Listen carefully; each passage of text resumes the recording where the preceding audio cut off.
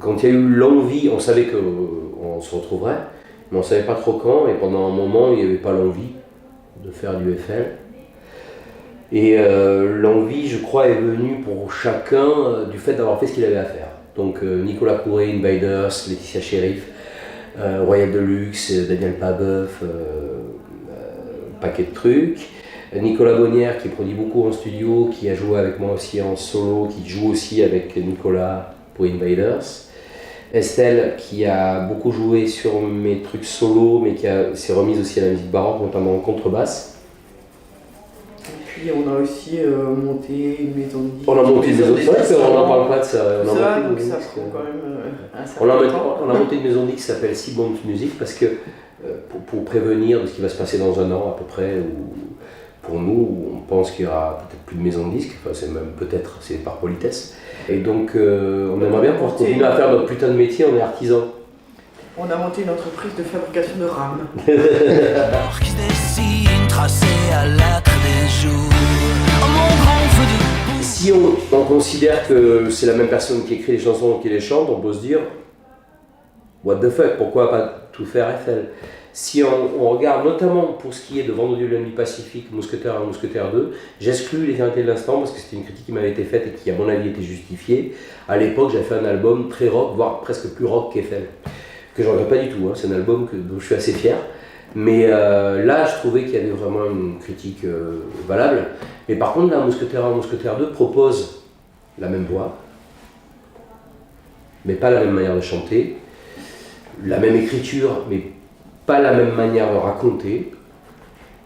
Et surtout, le décorum sonore est tout à fait autre. Mais par contre, c'est la première fois que les chansons que j'ai imaginé pendant que j'étais en train d'écrire Mousquetaire 2, j'ai commencé à poser les bases des chansons d'Eiffel. Elles sont toutes un petit peu nées d'une chanson en solo qui s'appelle Night Punch Cheesecake, qui m'ouvrait des possibles. Et du coup, je me suis dit, il faut aller vers là, de manière différente, stylistiquement. Je me suis dit, là, je vais vraiment écrire pour Eiffel. Et j'en ai même parlé à Nicolas Couret, Nicolas Bonnière et à Estelle en disant, est-ce que ça vous dérange si je vais peut-être sur une forme, en tout cas en termes de texte, qui puisse être parfois à la limite du complotisme, du catastrophisme, du nihilisme et de l'incarnation d'une forme de fascisme. Mais attention, tout ça c'est juste une proposition de tout ce qu'on ne veut pas. Et d'aller jusque-là pour faire naître les 2-3 petites fleurs importantes qui sont l'amour. Chocho, chasse spleen, rien à craindre, et des bribes ça et là de choses très, j'ai envie de dire, pour faire plaisir à Nico Bonnière qui n'est pas avec nous là aujourd'hui, mais Tulse, les Beatles, merde, All You Need Is Love.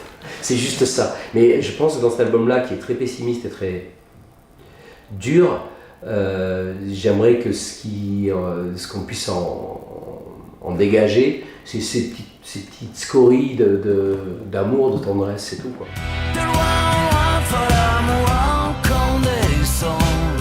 Parce qu'en fait, est-ce que Eiffel a le droit d'exister encore maintenant? Parce que ça, tout vient de là. Hein. Est-ce que Eiffel c'est légitime? Est-ce qu'on a envie de voir 4 personnes de 47 ans qui jouent une musique apparentée de la pop ou du rock, ou etc., chanteur en français et après tu te dis, est-ce qu'il y a une légitimité à faire? Oui, pour le son, etc. Il y a un truc, il y a une envie d'épique, il y a une envie de retour aux sources pour le son, mais en même temps en proposant quelque chose de moderne au niveau de l'harmonie, avec des matériaux très simples qui sont basse, guitare, batterie. Et pour les textes, tu te dis, je commence à avoir un petit peu des trucs, il y a cascade qui commence à surgir, t'as Manchurian Candidate, etc. Et au bout d'un moment, tu te dis, oui, mais ça suffit pas. Ça suffit pas. Il faut lier les chansons entre elles. Et cette fois-ci, encore plus que d'habitude, sans que ça soit un album concept. C'est pas un album concept.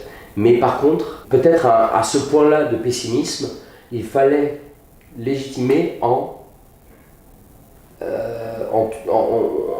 étant un peu dans la fable, la comédie, l'anticipation. Et alors, est-ce que c'est moderne ou pas? On n'en sait rien. Parce qu'attention, cet album-là n'est pas du tout réac.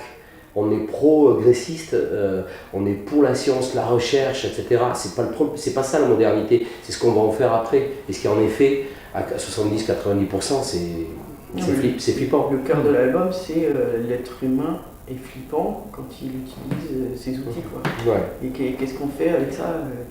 Comment on s'en sort? Et comment la peur génère justement des fables qui pourraient exister dans 10 ans, dans 20 ans, comme l'ont fait plein de gens dans des films d'anticipation, certains qui se sont largement réalisés d'ailleurs. Il y a une petite chose qui a changé quand même, je trouve, c'est la proximité de ce moment, qui pour le moment de rupture. C'est-à-dire que, via ce qu'on vit de notre génération, la tienne, celle de nos parents et celle que vivent celles de nos enfants, on pourrait se dire que là, pour le coup, ça commence à brûler.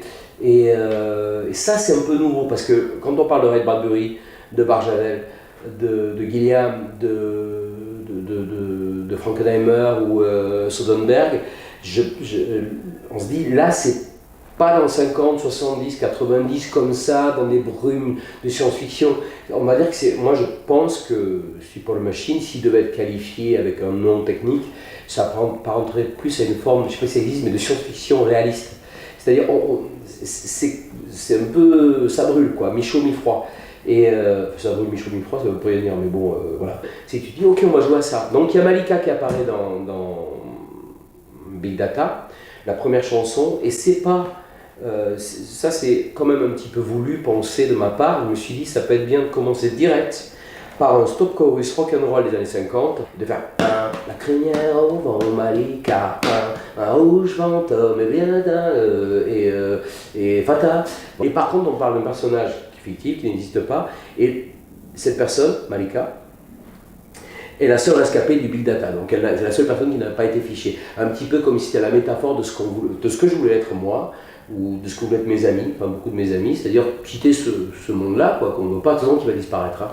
Il n'y aura pas assez de place, enfin au bout d'un moment, et à quoi bon mourir, à quoi ça fait chier. On ne va pas passer notre vie à afficher l'autre, enfin, bon, il y a autre chose à faire, quoi. J'avais envie d'un titre qui résume l'idée de vertige, enfin tout ce qui nous dépasse un peu dans le monde qui nous entoure et qui est le sujet principal de l'album. D'hallucination, de sueur froide, de peur, d'angoisse. Et du coup, le premier titre qui nous est venu, c'était Vertigo, sur lequel on était tous d'accord, sauf qu'on s'est aperçu qu'il y avait un autre groupe qui sortait un album qui s'appelait Vertigo. Et du coup, on a cherché autre chose. Et Nicolas Couret, donc, qui était là au début des faits avec nous, et nous deux, en cherchant chacun de notre côté, on s'est dit pourquoi pas Stupor Machine, qui est en fait un ancien titre d'Eiffel d'avant le premier Eiffel, d'avant Abricotine.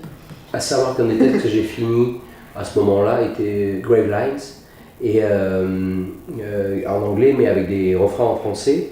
Je me suis dit, je vais inclure le mot Stupor Machine, machine à effroi, dans le texte de Grave Lines.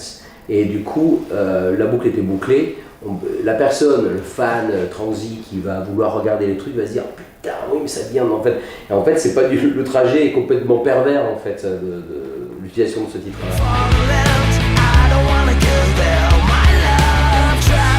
C'est-à-dire que c'était un tout petit peu fait dans Eiffel avant. Moi, je l'ai beaucoup plus fait en solo, avec tous les défauts que ça peut comporter, vu que je parle pas bien anglais et j'ai l'accent que j'ai. Mais j'aime ça, et c'est pour dire que c'est ma culture, pour le rock, c'est ma culture. J'ai pas du tout une culture rock français. On nous a tout le temps mis dans le truc Noir Désir, Téléphone, etc. Pas du tout. C'est pas notre culture. Non pas qu'on n'aime pas, loin de là, mais c'est juste que ça, c'est pas ce qu'on écoutait quand on était gamin. C'est les Beatles, les Kings, Pixies, les Genesis, Bowie, tout ça.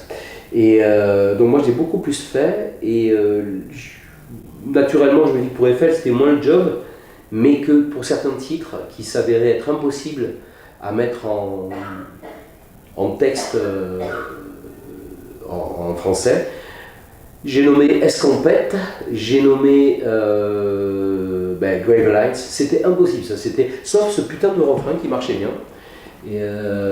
Et puis je trouve, après c'est des Grave Lines, ça fait quand même directement référence et à Perfect Day de Lou Reed et à Round Midnight ou Body and Soul, ce genre et un titre aussi que je cite, qui est Alliance de Robert Wyatt.